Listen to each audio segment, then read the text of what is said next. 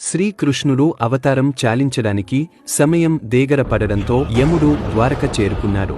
యముడు ఆ విషయాన్ని గుర్తు చేయడానికి శ్రీకృష్ణుడి దేగరికి వెళ్తూ ద్వారానికి ఎదురుగా ఉన్న చెట్టు తొర్రలో ఉండే ఓ చెలుకను చూసి చిన్నగా నవ్వి లోపలికి వెళ్ళిపోయాడు. ఇదంత దూరం నుంచి గమనిస్తున్న గరుత్మంతుడు ప్రాణభయంతో భయపడుతున్న చెలుక దగ్గరకు వెళ్లి గయపడోదని అభయం ఇచ్చి 7 సముద్రాల అవతల ఉన్న ఓ చెట్టు తొర్రలో ఆ చెలుకను విడిచిపెట్టి ద్వారకకు తిరిగొచ్చాడు. అంతలో అటుగా వచ్చిన యముడికి నమస్కరించి చిలకను చూసి ఎందుకు నవ్వారు అని గరుత్మంతుడు యముడిని ప్రశ్నించాడు.